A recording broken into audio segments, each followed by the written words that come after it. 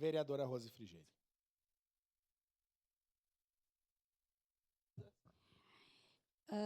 Desculpa se eu lhe ofendi, a ideia não é ofender um vereador ou uma vereadora. Eu quis dizer que a gente está partindo de uma coisa que não é real, que não é verdadeira, porque não é.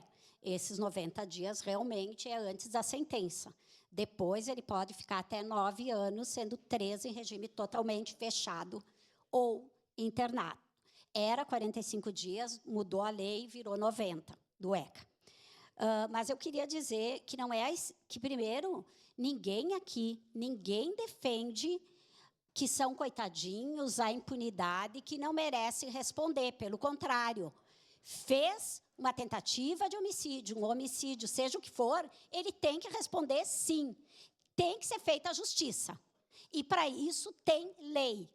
Não precisa criar uma lei que está aprovada nos países, que ela só é para jogar para a mídia e para fazer aquilo que o vereador Eloy falou muito bem, que todo mundo vai gostar desse discurso, porque crimes cometidos por adolescente é o que não falta no nosso país. Agora, eu queria citar 2 dados apenas. O Japão é um dos países mais seguros, com a menor criminalidade do mundo. E lá, a maioridade penal é 20 anos. Mas sabe o que existe lá? A tolerância zero para uso de armas.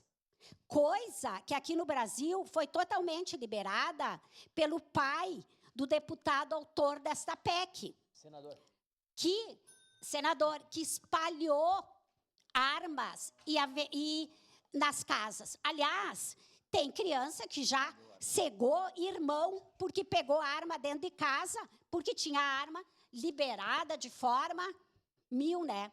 Naquele governo daquele presidente. Então, vamos ser sinceros com quando nós estamos falando. Outra coisa, não é a esquerda que pensa isso. São entidades como CNB, OAB, OEA, Unicef, ONU. Então, são entidades nacionais e internacionais que assinam e que fazem esta fala da minoridade, da maioridade penal. Só para concluir, a gente não pode confundir não punição com ineficiência, muitas vezes, na questão investigativa, ou com a morosidade do Poder Judiciário, que muitas vezes deixa o crime prescrever. Punidade tem que ser feita a lei. Não adianta fazer mais uma lei e não cumprir, como é típico do Brasil. Obrigado. Com a palavra, vereador Ramon Teles.